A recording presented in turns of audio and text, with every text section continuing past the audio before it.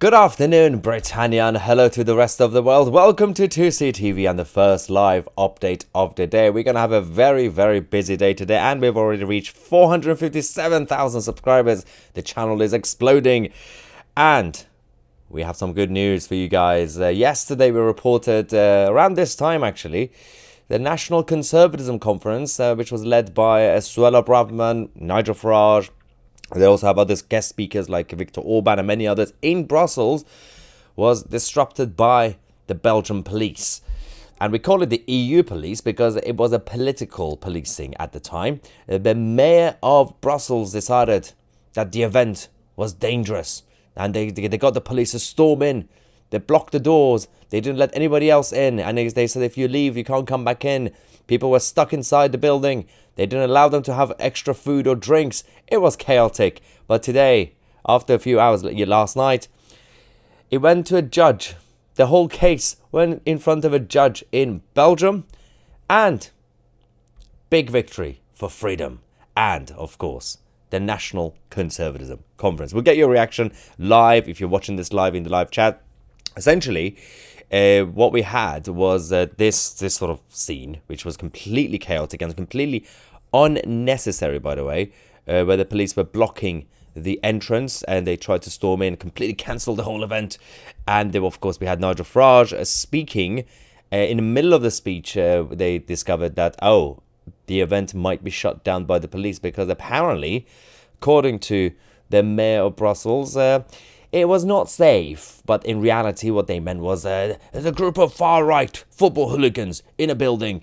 Even though it was basically former government ministers, credible journalists, we had prime ministers like Viktor Orban, many others getting involved. It was a very mainstream event, but according to the home of the European Union, Brussels, it was dangerous. We also had some people randomly yesterday trying to challenge 2CTV, saying, the European Parliament is not in Brussels, Maya. It's in Strasbourg. You do realize they literally have two bases. One in Brussels, one in Strasbourg. That's the whole point of this European project, because it's a bit of a mess. And they want to keep the French happy. They want to keep the Belgians happy. They want to keep the Germans happy and everybody. And it doesn't really work. So the good news is the judge has now come out to say the conference could continue. So today, as we speak, we've had Zemmour and Orban and many others already making speeches. We also have now a short video this morning from Nigel Farage coming out to give us the quick updates when he was in a taxi on his way to the conference. Morning everybody, I'm on my way to the conference. Yes, it's still happening. The local mayor has had his comeuppance. It's going to be a full house, a load of fun. It's a victory for free speech, and we're off to listen to Viktor Orban. We're off to listen to Viktor Orban. By the way, this was just a test run. This was just to see how much they can take it further in terms of the authoritarian side of the mainland Europeans and establishment in Belgium. This was just a test, because we know that they want cancel culture to continue. We know they want to shut down all our voices, whether it's 2CTV as media, whether it's Nigel Farage, whether it's all the others as political activists and political candidates. They want to ideally get rid of all of us. But they have to try different methods, because so far, cancel culture is not working on us. And we will continue to fight back. Now, the good news is the political pressure after yesterday's mayhem in Brussels has now gone to the Prime Minister of Belgium, who's come out to essentially apologize. He actually said, the Prime Minister said, what happened in the Claridge today is unacceptable. Yes, because municipal autonomy is a cornerstone of our democracy, but can never overrule the Belgian constitution, guaranteeing the freedom of speech and peaceful assembly since 1830. Banning political meetings is unconstitutional. Full stop. Thank you, Prime Minister. So, there's still some good people. With a little bit of pressure, we can get them to come out to say the right things instead of going with authoritarianism and fascism and banning speech, banning conferences, as he said himself, banning peaceful assembly, which should be allowed. There was nothing abnormal going on. As I said yesterday, this conference, National Conservatism Conference, which is a new organization, towards the end of last year, their first conference was actually held in Westminster in central London. Even Saad IQ Khan, the mayor of London, allowed it to happen. If it's good enough for Sadiq Khan, it should be good enough for the mayor of Brussels as well. So, for once I would say, learn from Sadiq Khan. Never again. We also had some reaction from Paul Coleman, who is the executive director of ADF, as is also present at the conference, is saying in allowing the National Conservatism Conference to continue, the administrative court has come down on the side of basic human rights. While common sense and justice have prevailed, what happened yesterday is a dark mark on European democracy. No official should have the power to shut down free and peaceful assembly merely because he disagrees with what is being said. How can Brussels claim to be the heart of Europe if its officials only allow one side of the European conversation to be heard? He continued by saying that the kind of authoritarian censorship we have just witnessed belongs in the worst chapters of Europe's history. Thankfully, the court has acted swiftly to prevent the repression of our fundamental freedoms to both assembly and speech, thus protecting these essential characteristics of democracy for another day. Now, he's right. The problem we have is that they weren't too happy because a lot of the people, including Nigel Farage at the conference, were speaking against the European Union and the European project. They didn't want that to be spread around. But why? Have a debate. Challenge what Nigel Farage is saying instead of shutting it down. You would think that's the common sense thing to do. The National Conservatism also posted this tweet last night after the victory that they had at the gala dinner, they said, for the National Conservatism Conference in Brussels. A standing ovation for the heroic owner of Claridge Events Hall, a Tunisian man who believes in free speech and who did not surrender to the tremendous political pressure to cancel a conservative conference. Now, it is absolutely fascinating. Now, this Tunisian man who's the owner of this event, the venue, has now become the hero. And he's from Tunisia. He's a Muslim. And he was still very much in favor of the event happening because he knows he comes from a country that is not really completely free, as you guys know. These are what we call good migrants, where they fled oppression and authoritarianism and censorship, and they've come to Europe, and they want to make sure that they embrace the freedoms that we have in Europe. They want to make sure that they don't really bring the old country back to the new continent. That's the whole point. And everybody should be like this man, the Tunisian man who's in charge of the Claridge and the events venue in general. Now, they were calling this event far right. Now, the event was full of, as you can see in the photo, full of Jews and Israelis and Christians and everybody. Where is the far right? Where is the football hooligans? What is going on? Are you telling me this is some sort of 1930s rally? Are you kidding me with this? They were scared of people. They were scared of a bunch of Christians and Jews. Imagine being scared of them. So that was the reality of the night, last night, after, of course, the attempt by the mayor of Brussels using the police as a political policing. The irony is, of course, you've got the European judges also based, a lot of them live in Brussels, who operate on the ECHR, the European Court of Human Rights. The irony of that these guys are supposed to be in favor of human rights, but not when it comes to conservatives. We also have discovered something very interesting. Back in June 2023, last year, the mayor of Brussels invited the mayor of Tehran, the capital of Iran, literally this man, as a guest at an event. Apparently, it's fine to invite the Islamic occupiers of Iran. Apparently, the literal enemy to the West. But Nigel Farage and Suella Braverman and Viktor Orban, oh, well, they're dangerous. The Iranian regime seems to be okay. But no, you cannot get Nigel. He might talk about gin and tonic. And actually he did. He was very concerned yesterday when the police were shutting down the event. He was really, really worried about the lack of alcohol. Saying, what are we going to do now? Because they're not allowing any food or drinks to come in. How are we going to survive without alcohol? That was a priority for Nigel Farage. But of course, priority for the mayor of Tehran, the capital of Iran, is to spread his message of oppression and authoritarianism and full-on tyranny coming from Iran. We do have some updates later on, by the way, about what's going on inside the Islamic Republic. But for now, we're going to focus on this because I think it's good to start some days, like today, with some good news, with some happy news, some victory. Because it can't just be all doom and gloomy stuff, because, you know, it gets depressing. Let's go to you guys. Sandra Town, thank you so much for your first super chat, saying thank you and keep up your great work of updating us with good news or bad. I have a feeling this is going to be the only good news of the day, by the way, so just take it in. Just embrace it. The rest of it is going to be doom and gloom. Actually, no, there's going to be a good video coming up later about what's happening in Gaza. It's actually good news for once. Another super chat support as well. Thank you very much. Let's see what you guys are thinking in the live chat. Paramount Channel says, get rid of the international idiots who not voted in ECHR. Only Islamic meetings are like Hitler's conferences, brainwashing their followers. Yep. Boulder says, give your head a wobble, Thomas.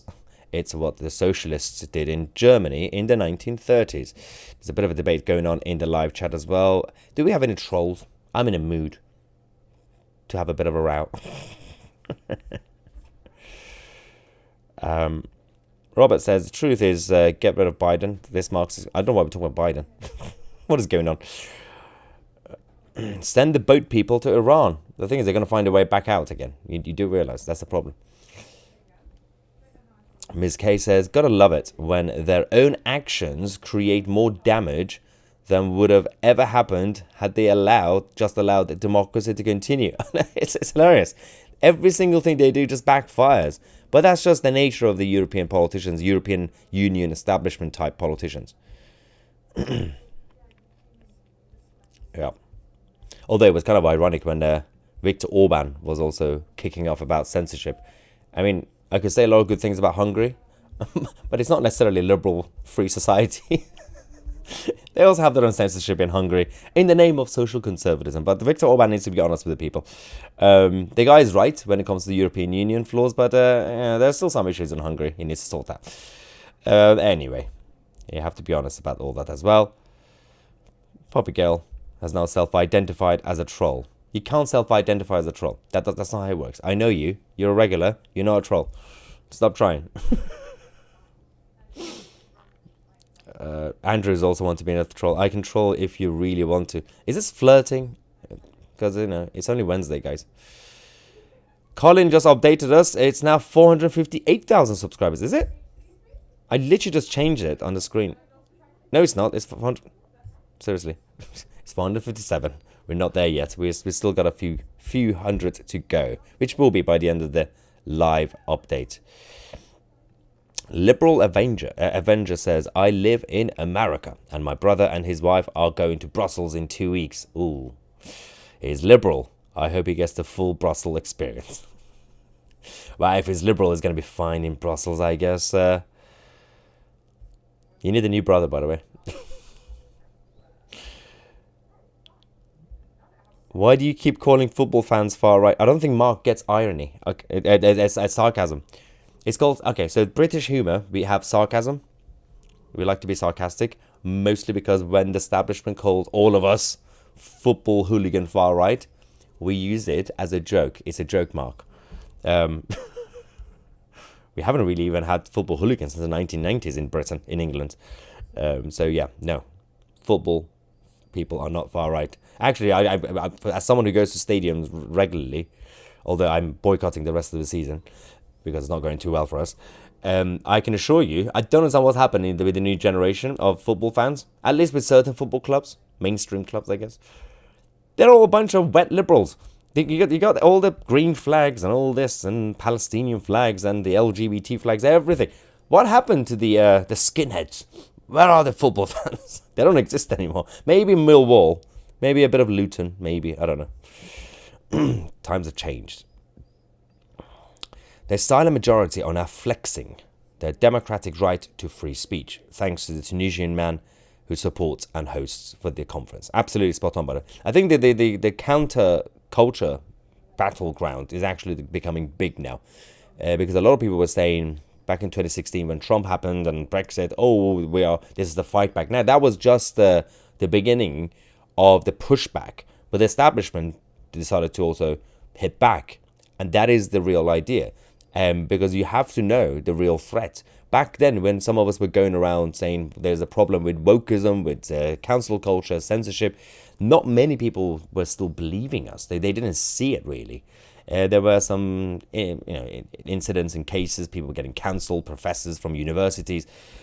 But the pushback actually allowed most of the people to see the real truth. Most people who are not really political, they don't really watch the news or even this channel all the time, they are finding out about things now. They are hearing things. They are hearing about J.K. Rowling getting cancelled. They are hearing about a lot of us unfairly getting censored. Or Nigel Farage with the debanking scandal. It was actually ordinary people who kicked off, saying some people who didn't even like Nigel Farage saying this is a little bit too far. So the fight back is actually now. It's just the beginning, but again, doesn't mean we are completely winning the war. We are winning small battles, like what happened in Brussels yesterday, with this conference. But you have to continue to fight for freedom, for peace, for prosperity, for unity, for harmony. That is the reality. And we have to say no to these fascists and tyrants of the liberal left and communists. Bobby says my eldest bro was a skinhead. Did he start growing hair now? Or the good old days of football fans. John says, I'm a Carlisle United fan, so please don't laugh. Well, somebody has to. Somebody has to support them, I guess. It's a small place. You guys probably have like 12 fans. Don't come for me, I'm kidding. Brussels is a little pin with a big mouth run by a Muslim mayor. That is the reason the conference is being cancelled. Well, failed to cancel, by the way. The right will rise against the cancel culture idiots. Yes, I mean, it's not necessarily about the right. As I said in my little rant just earlier, you will start to win when you get the masses involved, when you get ordinary people who are not even political, but they are, most people who are not political or active in anything, they are, at least in certain countries like the United Kingdom, they are by nature what we call small c conservative. They are culturally conservative. You know, they just want to get on with life. They're not really into random causes or this or progressive this, progressive that. They just want to get on with life. So by nature, they are small c conservative. It doesn't mean they're Tory, but they're social conservatives. Just want to get on with life. When you get those people involved, when they get angry, as we've seen, we are starting to see slowly, like there are a lot of normal people who are now supporting J.K. Rowling. By the way, J.K. Rowling is still a leftist. Don't forget, she's still a liberal leftist feminist who hates Brexit. But when it comes to the gender lobby row, she's right. And she wants to protect the identity of women anyway, before we completely cancel them. So we have some people on the conservative side and more normal people as well, who are not political, normal, as because we are abnormal, right? Who are supporting it. They're coming out to speak out. I email you, leave comments. You never reply, Mama Bear Blue. It's difficult, but in case you didn't know, guys, I did do a average calculation. Average per day, we get about 1,200 emails a day. It's very hard to reply. We reply to the urgent emails and any actual requests, but we get a lot of random stuff. So it's very difficult. But feel free, if it's something important, put urgent in the subject. But with the comments, I can't really read the comments. Again, we get about probably 500,000 comments a day. So the only time I have a chance to talk to you guys is actually during the live chats. Apologies, because otherwise, if I just focus on the comments every day, just read them, I'm not going to find out what's going on out there, so I could report for you guys. So it's either me just reading comments all the time, or go out there and find out what's going on in the world. Which, by the way, at about 5:30 p.m. UK time, in about 2 hours, I'm not going to be here. I'm going to be in Westminster because, yes, there's going to be another chaotic situation. Protests, Islamists might be coming out, and we're going to be there to welcome them. So 2CTV will be there to report for you guys. I believe some counter-protesters might be there as well. We'll find out exactly what is going on. Fiona says, you are so popular. Now, I think most of the emails we get is just attacks and death threats, by the way. There's a lot of death threats I get on a daily basis. I need to start framing them, put them in the background. Like death threats this, death threats that. It's quite nice. It's lovely, isn't it? I'm sure Moses and Noah also had death threats. They're famous, right? I just compared myself to Noah and Moses. Great. I am going to immigrate to Iran and open the first pig farm. No, I've already planned this. I've been speaking to some of our friends in London. We have a plan to buy cheap land and property in Iran. The moment Iran is liberated and back to freedom, we're gonna open the first proper British pub in Iran. First proper with Sunday roast and everything else. I think that's a good idea. If anybody wants to invest, feel free to get in touch. Might call it the We Are the Media pub or something. I know something very British. I mean, one of the most famous names in terms of British pubs is the Red Lion. I might just open a Red Lion pub.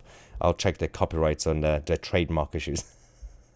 Find out if I'm allowed or not. I could probably just do that when I'm retired anyway. If all the radical Islam affected every normal person's earnings and lifestyle, then we would get the uprising we need. But too many are just thinking about their own lives. And that is a very true assessment, by the way. It's absolutely spot on. Most people are just busy with their own stuff, but a lot of people can't see it because it's not directly in front of them. You would think with the rise of social media, new media, even mainstream media talking about these things more often, you would think they're seeing it. But it's not the same as seeing it in real life, in person. So this comment, I believe it's Dave, is spot on. Super chat time. There's a few super chats. Peter Green, thank you very much, saying, is this how the socialists now operate? My God, a Labour government in power. Frightening. I know. I don't think we're going to, when we have a Labour government, I don't think we're going to say, oh, we missed the Tories. I don't think we're going to say that. But I think we're just going to put us in a certain perspective. Because bad things are going to happen. Singapore auditor says, I never miss a show, even though we are 7 hours ahead. Top genuine guy. Thank you very much. Oh, yes, actually, yeah, you guys are. But some of the live streams I do is quite late in the evening. So it's probably early morning for you guys in Singapore. Another super chat from the United States. I super chatted $5 yesterday for your shave. What happened? What? I'm not doing that. Ironically, if I actually completely shave this, I will look older. Usually it makes you look younger, but actually will make me look older. I do need to get a haircut. I was supposed to again this morning. I didn't because I had to run here to the studio to sort things out. And now we have to go to the protest. Tomorrow, I might just shave my head. Might become a skinhead. And then they can call me a football hooligan, far right, whatever. Super chat from Israel. The other day, sent you a super something. Can't remember. You did not see. Oh, no, I'm sorry. But I still love you. Since you are so cute. And I am flirting live from Israel. I apologize. It happens. Most of the time, it's actually towards the end of the live stream. When I say bye, I can see like one or two super chats come at the end. I'm like, oh, just finished it. Apologies. But thank you for the flirting, by the way. Here's some flirting back. Anyway, I believe... the people are talking about my pub idea in Iran. I had to laugh at the London Elects mayoral election booklet that I got through my door. Every candidate other than Sadiq is going to scrap ULEZ. I do appreciate Sadiq Khan doubling down on this ULEZ idea. It's a terrible idea, but I appreciate that he's brave enough, considering ULEZ is now officially very unpopular amongst everybody, left-wingers and right-wingers and liberals. He's still going ahead with it. I mean, it's admiring. It's absolutely... What an out-of-touch idiot. Sad IQ Khan. Super chat from Joe says, the loony left have attacked the MOD building. But that was, yes, I believe they might have done it again, but obviously a couple of days ago they did this with the spray paint, red paint. We already reported on TCTV. I'll go check it out, because obviously I'll be in Westminster in a couple of hours. I'll go find out what sort of damage they've done. But Fiona says his girlfriend works for Talk TV. Firstly, no. I believe you're talking about Lacey Butcher, who is currently in the next room, in the control room, and she's the producer of the channel, and no, she's not my girlfriend. She's my best friend. That's it. But she did used to work for Talk TV a little bit, but now she's back to TCTV, back to her senses. Anyway, so I'm going to leave you guys. We might do a couple of short videos, but at 5:30 p.m. UK time, in about 2 hours, stay tuned, because we're going to go live from Westminster. Islamists and the far left might be there, and we'll report to see what sort of disruptions we are dealing with. Thank you so much for all the super chat support. You've been watching 2C TV. I'm Maya 2C, and we are the media.